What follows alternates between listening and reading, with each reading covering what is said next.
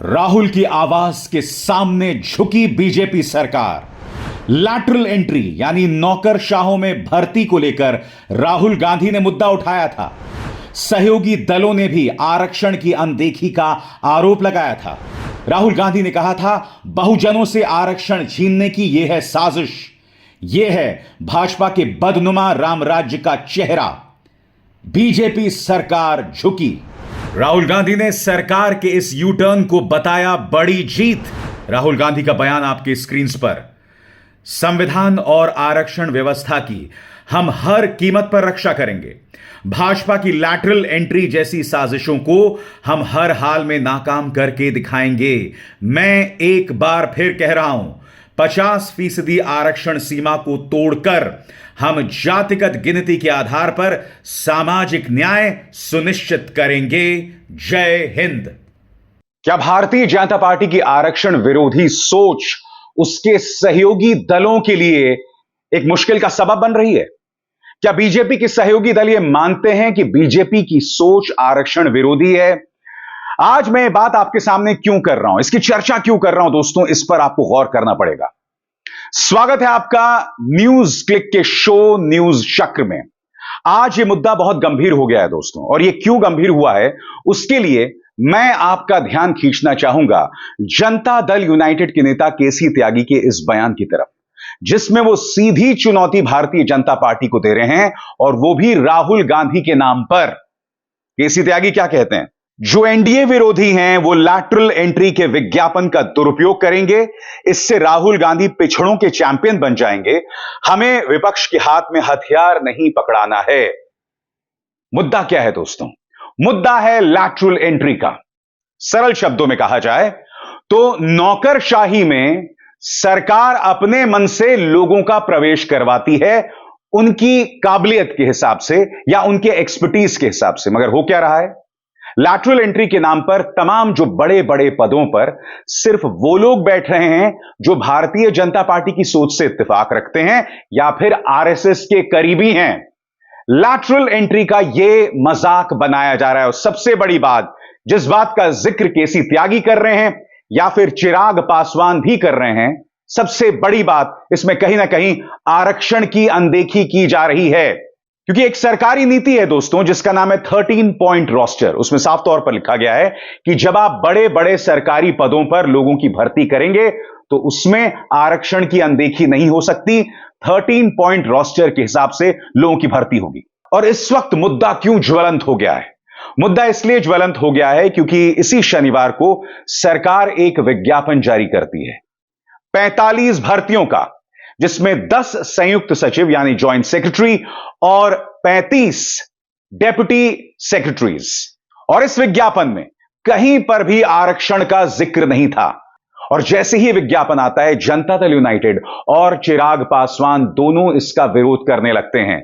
वो ये कहने लगते हैं कि इसमें आरक्षण की अनदेखी हुई है।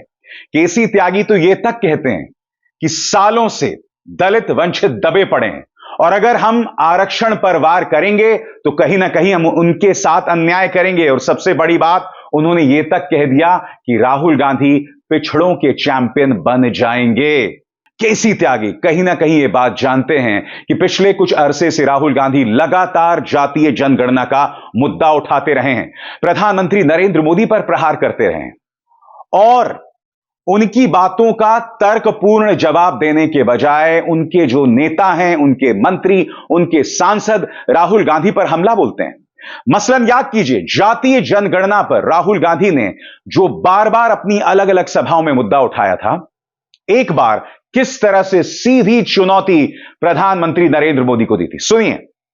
मैं कह रहा हूं, कास्ट सेंसस, जाति जनगणना एक्सरे है। आदिवासी वर्ग को चोट लग रही है, ओबीसी वर्ग को चोट लग रही है, दलित वर्ग को चोट लग रही है। चलो पता लगा लेते हैं, एक्सरे कर लेते हैं, दूध का दूध पानी का पानी हो जाएगा, साफ हो जाएगा पूरा।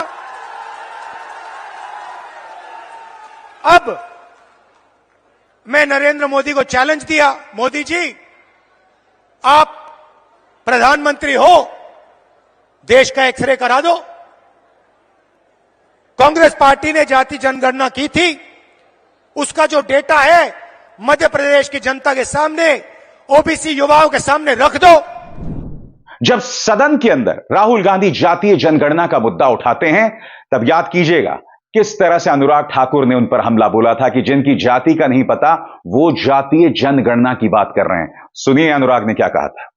तो ओबीसी की बात, जनगणना की बात बहुत की जाती है। माननीय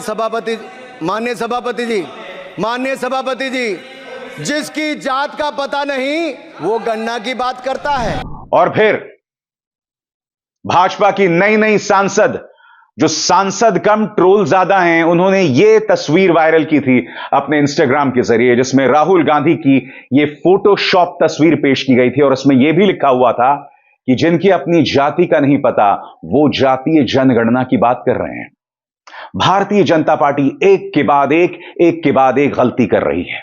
एक तरफ लैटरल एंट्री को लेकर इश्तिहार दिया जाता है और उसमें कहीं पर भी आरक्षण का जिक्र नहीं है। नतीजा, आपके अपने सहयोगी दल उस पर हमला बोलते हैं। लैटरल एंट्री पर राहुल गांधी ने सरकार पर दोहरा प्रहार किया था और पहला प्रहार यह कहते हुए कि कहीं ना कहीं यह बताता है कि भाजपा का रामराज्य क्या है और इस रामराज्य में बहुजनों के लिए आरक्षण की कोई व्यवस्था नहीं है। अंग्रेजी में उनका बयान आपके स्क्रीन पर, lateral entry is an attack on Dalits, OBCs and Adivasis. वो आगे कहते हैं, BJP's distorted version of Ramrajya seeks to destroy the constitution and snatch reservations from बहुजन्स। यहां पर राहुल गांधी साफ तौर पर कह रहे हैं कि भाजपा के इस रामराज्य में बहुजनों से आरक्षण का प्रावधान छीना जा रहा है। उन्होंने बाकायदा एक लंबा चौड़ा बयान भी दिया था और इस लंबे चौड़े बयान के जरिए न सिर्फ उन्होंने लैटरल एंट्री का जिक्र किया था, बल्कि इसी के जरिए उन्होंने अडानी विवाद पर माधवी बुच प्रकरण का भी जिक्र किया। यानी कि एक बयान में उन्होंने आरएसएस, प्रधानमंत्री नरेंद्र मोदी, लैटरल एंट्री और अडानी का जिक्र कर दिया। क्या कहा था राहुल गांधी ने आपके स्क्रीन पर? राहुल गांधी कहते हैं, नरेंद्र मोदी संघ लोक सेवा आयोग की जगह राष्ट्रीय स्वयंसेवक संघ के जरिए लोक सेवकों की भर्ती कर संविधान पर हमला कर रहे हैं। केंद्र सरकार के विभिन्न मंत्रालयों में महत्वपूर्ण पदों पर लैटरल एंट्री के जरिए भर्ती पर खुलेआम शेड्यूल कास्ट, शेड्यूल ट्राइब और ओबीसी वर्ग का आरक्षण छीना जा रहा है। मैंने हमेशा कहा है कि टॉप ब्यूरोक्रेसी समेत देश के सभी शीर्ष पदों पर वंचितों का प्रतिनिधित्व नहीं है। उसे सुधारने के बजाय लैटरल एंट्री के जरिए उन्हें शीर्ष पदों से और दूर किया जा रहा है। यह यूपीएससी की तैयारी कर रहे प्रतिभाशाली युवाओं के हक पर डाका और वंचितों के आरक्षण समेत सामाजिक न्याय की परिकल्पना पर चोट है। और यहां पर राहुल गांधी जिक्र करते हैं माधवी बुच और गौतम अडानी का। वो क्या कहते हैं आपके स्क्रीन पर? चंद कॉर्पोरेट्स के प्रतिनिधि निर्णायक सरकारी पदों पर बैठकर क्या कारनामा करेंगे, इसका ज्वलंत उदाहरण सेबी है, जहां निजी क्षेत्र से आने वालों को पहली बार चेयरपर्सन बनाया गया। प्रशासनिक ढांचे और सामाजिक न्याय दोनों को चोट पहुंचाने वाले इस देश विरोधी कदम का इंडिया मजबूती से विरोध करता है। आईएएस का निजीकरण आरक्षण खत्म करने की मोदी की गारंटी है। अब होता क्या है दोस्तों, जैसे ही राहुल गांधी इस पर अपनी आपत्ति जतलाते हैं, जैसे ही सहयोगी दल इस बात की ओर इशारा करते हैं कि इसका फायदा राहुल गांधी को मिल जाएगा, अब एनडीटीवी में खबर आती है कि प्रधानमंत्री ने खत लिखा है, इस फैसले को वापस लिया जाए। यानी कि लैटरल एंट्री पर जो सरकार ने विज्ञापन दिया था शनिवार को, अब उस विज्ञापन को वो लोग वापस ले रहे हैं। आपके सामने दोस्तों यह है एनडीटीवी की खबर। प्रधानमंत्री के निर्देश पर डीओपीटी मंत्री ने यूपीएससी अध्यक्ष को लैटरल एंट्री रद्द करने के लिए लिखा पत्र। खबर क्या कहती है दोस्तों आपके स्क्रीन पर? यूपीएससी के जरिए लैटरल एंट्री पर इस कदर विवाद छिड़ा कि सरकार ने इसके विज्ञापन पर रोक लगा दी है। केंद्र सरकार ने मंगलवार को उस विज्ञापन पर रोक लगा दी जिसे उन्होंने जॉइंट सेक्रेटरी और डायरेक्टर पद पर भर्ती के लिए शनिवार को जारी किया था। प्रधानमंत्री नरेंद्र मोदी के निर्देश पर डीओपीटी मंत्री ने यूपीएससी अध्यक्ष को लैटरल एंट्री रद्द करने के लिए पत्र लिखा है। यानी कि एनडीटीवी यह कह रहा है कि लैटरल एंट्री के विज्ञापन पर प्रधानमंत्री के निर्देश पर रोक लगाई गई है। यानी कि अडानी का न्यूज चैनल यहां पर भी क्रेडिट प्रधानमंत्री को देना चाहता है। बड़ा सवाल यह कि जब यह लैटरल एंट्री को लेकर विज्ञापन आया था तो आखिर सूचना और प्रसारण मंत्री इतने उग्र होकर कांग्रेस पर हमला क्यों बोल रहे थे? यह क्यों हो रहा है दोस्तों, इस पर गौर कीजिएगा। अगर भारतीय जनता पार्टी के पास 300 सीटें होती ना तो मजाल है कि वो ऐसा कदम उठाती, सवाल ही नहीं पैदा होता। याद कीजिएगा दोस्तों, हाल ही में उन्होंने एक बिल को, वक्फ बोर्ड वाले बिल को जेपीसी में भेज दिया था। यानी कि उस पर विचार होगा। आपको याद होगा कृषि के 3 काले कानून लाए गए थे, उस पर कोई चर्चा नहीं की गई। मगर अब लैटरल एंट्री के मुद्दे पर राहुल गांधी ने जो प्रहार किया, सहयोगी दलों ने जो प्रहार किया, सरकार यानी भाजपा उसके सामने झुक रही है। और यह सब इसलिए कि अब ये लोग बहुमत से 30 सीटें दूर हैं, 240 पर हैं। 240 की कमजोरी यह है और 99 सीटों की ताकत भी यही सरकार का फैसला है, जो कि आप एनडीटीवी पर देख रहे हैं। बधाई हो, एक बार फिर से संविधान की जीत हुई है। संविधान में निहित आरक्षण की, संविधान में निहित सामाजिक न्याय की जीत हुई है। लैटरल एंट्री मतलब सीधी भर्ती पर रोक लगाई गई है। जो विज्ञापन आया था जिसमें 45 जॉब्स बिना आरक्षण के भर्ती की जा रही थी लैटरल एंट्री के माध्यम से, अब वो विज्ञापन रद्द किया जाएगा। वो फैसला वापस लेना पड़ा मजबूर होकर नरेंद्र मोदी की सरकार को। याद रहे, इस फैसले ने आरक्षण को ताक पर रखा था। दलितों, वंचितों, शोषितों, आदिवासियों, पिछड़ों के हक को मारने वाला फैसला था ये, और इसका पुरजोर विरोध राहुल गांधी ने किया था। इसके खिलाफ आवाज खरगे जी ने उठाई थी। पूरे इंडिया गठबंधन ने इसके खिलाफ पुरजोर विरोध किया था, क्योंकि यह संविधान में निहित आरक्षण पर एक बड़ा प्रहार था। नरेंद्र मोदी जी, क्रेडिट लेने की बिल्कुल भी कोशिश मत करिएगा, क्योंकि यह साजिश, यह फैसला आपकी नाक के नीचे लिया गया था। यह पूरा षड्यंत्र आपकी नाक के नीचे गठित हुआ था। तो अब क्रेडिट लेने की कोशिश मत करिए। और एक बात याद रखिए कि जब जब आप संविधान के खिलाफ, आरक्षण के खिलाफ, दलितों, पिछड़ों, आदिवासियों के हक के खिलाफ कोई फैसला लेंगे तो अपने सामने समूचे विपक्ष को, राहुल गांधी को पाएंगे। एक बात और कहना चाहती हूं, अब आदत डाल लीजिए, आपके हर गलत फैसले को हम वापस कराकर ही मानेंगे। फिर वो चाहे वक्फ बोर्ड का फैसला हो, वो ब्रॉडकास्टर्स बिल हो, या अब ये जो आपने असंवैधानिक तरीके से नौकरी बांटने की सोची थी, आरक्षण को खत्म करने की साजिश रचकर। एक बात तो सच है, झुकती है दुनिया, झुकाने वाला चाहिए। और जब सामाजिक न्याय के ध्वजवाहक खुद राहुल गांधी और खुद इंडिया ब्लॉक उठ खड़ा हो आपके आरक्षण खत्म करने की साजिश के खिलाफ, तो फैसला तो वापस आपको लेना ही था। दोस्तों, दिक्कत क्या है मैं आपको बताता हूं। एक तरफ लैटरल एंट्री के जरिए यह विज्ञापन सामने उभर कर आता है, जिसमें साफ तौर पर दिख रहा है कि किस तरह से आरक्षण की अनदेखी की गई है। क्योंकि मैं आपसे बार बार यह बात कहता रहा हूं कि जब भी आप ब्यूरोक्रेट्स में भर्ती करते हैं तो आपको 13 पॉइंट रोस्टर का अनुसरण करना पड़ता है। सरल शब्दों में कहा जाए कि जिनका जितना कोटा है, OBCs, schedule caste, schedule tribe, उस हिसाब से भर्तियों में, लैटरल एंट्रीज में उन्हें जगह मिलनी चाहिए। मगर सरकारी विज्ञापन में इसका कहीं पर भी कोई जिक्र नहीं है। इसीलिए केसी त्यागी नर्वस हैं, इसीलिए यहां पर प्रहार कर रहे हैं चिराग पासवान कि हम इसे बर्दाश्त नहीं करेंगे, यह पिछड़ों पर हमला है। लगातार ये बातें की जा रही हैं। और इसी दौर में आता है 69,000 शिक्षकों की भर्ती का विवाद। आप में से जो लोग इस मुद्दे से परिचित नहीं है, मैं आपको बतलाना चाहूंगा कि इलाहाबाद हाईकोर्ट का फैसला आया था, जिसमें उन्होंने 69,000 शिक्षकों की भर्ती को निरस्त यानी रद्द कर दिया था। क्यों? क्योंकि इलाहाबाद हाईकोर्ट को लगता है कि आरक्षण के प्रावधानों का अनुसरण नहीं हुआ।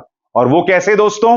वो ऐसे, बीजेपी सरकार ने ओबीसी, शेड्यूल कास्ट और शेड्यूल ट्राइब को भर्ती दे दी आरक्षित कोटे में, बावजूद इसके क्योंकि उनका जो कट ऑफ था वो अनारक्षित वर्ग से ऊपर था या कट ऑफ उससे आगे था। कायदे से उन्हें अनरिजर्व्ड कैटेगरी में नौकरी मिलनी चाहिए थी, मगर ऐसा हुआ नहीं। सरकार को लगा कि भाई OBC, schedule caste, schedule tribe बेशक अनरिजर्व कैटेगरी से ज्यादा नंबर पा रहे हैं, मगर हम इन्हें रिजर्वेशन में ही डाल देते हैं। इस बात का विरोध किया जा रहा था। और फिर अखिलेश भी इस मुद्दे पर उग्र हुए थे। उन्होंने कहा था कि वंचितों और दलितों का हक नहीं मारने दिया जाए। भारतीय जनता पार्टी के पास इन सवालों का जवाब नहीं है। वो पिछली सरकारों पर दोष मढ़ रही है। आपके स्क्रीन पर ये हैं देश के सूचना और प्रसारण मंत्री और रेल मंत्री अश्विनी वैष्णव। इनका यह ताजा बयान आया है लैटरल एंट्री पर। अंग्रेजी में बयान है, इसका अनुवाद कुछ इस तरह से है। उन्होंने कहा कि ये जो लैटरल एंट्री है, ये कांग्रेस की सोच का परिणाम है। 2005 में यह सब शुरू हुआ था और उस व्यवस्था के अध्यक्ष थे कांग्रेस के नेता वीरप्पा मोइली। अब आज मैं अश्विनी वैष्णव से एक सवाल पूछना चाहता हूं। उसे 2005 को 19 साल हो गए हैं। सबसे बड़ी बात, खुद भारतीय जनता पार्टी सत्ता में 10 सालों से है और अब वो 11वें साल में है, मगर अब भी वो पिछली सरकारों पर दोष मढ़ेगी। अश्विनी वैष्णव को इन सवालों के जवाब देने चाहिए कि लैटरल एंट्री के मुद्दे पर जो आपका विज्ञापन आता है 45 नौकरशाहों के बारे में, 10 जॉइंट सेक्रेटरी और 35 डेप्यूटी सेक्रेटरी, क्या उसमें आरक्षण के नियमों का पालन हुआ? और अगर नहीं हुआ तो क्या इसका भी दोष आप वीरप्पा मोइली या पूर्व प्रधानमंत्री मनमोहन सिंह पर मढ़ेंगे? कहीं ना कहीं यह बात बार बार प्रमाणित हो रही है कि आरक्षण को लेकर भारतीय जनता पार्टी के इकोसिस्टम में एक बहुत बड़ी दिक्कत है। बेशक लैटरल एंट्री की जमीन जो है 2005 में तैयार की गई होगी, मगर सही मायनों में उसका पालन पिछले 10 सालों से हो रहा है। वरना सीधा सा सवाल, सेबी का प्रमुख हमेशा एक ब्यूरोक्रेट होता है, एक सिविल सर्वेंट होता है, आईएएस या आईआरएस होता है। माधवी बुच वो कैसे बन गई सेबी प्रमुख? नतीजा, कई मामलों में कॉन्फ्लिक्ट ऑफ इंटरेस्ट। नतीजा, माधवीपुरी बुच और उनके पति के गौतम अडानी के साथ ताल्लुकात। नतीजा, माधवीपुरी बुच पर आरोप कि उन्होंने अपने पति की कंपनी ब्लैकस्टोन को फायदा पहुंचाया। और ये कब हुआ? जब ये सरकार लैटरल एंट्री के जरिए अपने पसंदीदा लोगों को नौकरशाही में जगह दे रही है, अहम पदों में जगह दे रही है। मुद्दा सिर्फ लैटरल एंट्री का नहीं है दोस्तों। मुझे इस बात को लेकर कोई प्रॉब्लम नहीं है कि अगर कोई व्यक्ति किसी फील्ड का एक्सपर्ट है तो आप उन्हें जगह दें। दिक्कत यह है जब उन पदों पर भारतीय जनता पार्टी की विचारधारा से इत्तेफाक रखने वाले या आरएसएस की पृष्ठभूमि वाले लोगों को बिठाया जाता है। दिक्कत वो है, यहां पर टैलेंट की कोई बात नहीं है। अगर टैलेंट के हिसाब से बीजेपी ये सब कर रही होती तो बात समझ आती, मगर यहां पर ना कोई टैलेंट की बात है और साथ ही साथ आरक्षण के नियमों की भी अनदेखी की जा रही है। मेरा सीधा सवाल अश्विनी वैष्णव से, 13 पॉइंट रोस्टर का अनुसरण क्यों नहीं किया गया 45 नौकरशाहों को लेकर जो विज्ञापन सामने आया है? क्या वजह है कि आपके अपने सहयोगी दल, चाहे चिराग पासवान हो, चाहे जनता दल यूनाइटेड हो, वो आपके इस फैसले का विरोध कर रहे हैं? यह सवाल तो किया जाएगा ना। और सबसे बड़ी बात, इस मुद्दे पर राहुल गांधी भी उग्र हैं और अखिलेश यादव भी उग्र। इन सवालों का जवाब इस वक्त भारतीय जनता पार्टी के पास बिल्कुल भी नहीं है। अभिसार शर्मा को दीजिए इजाजत। नमस्कार।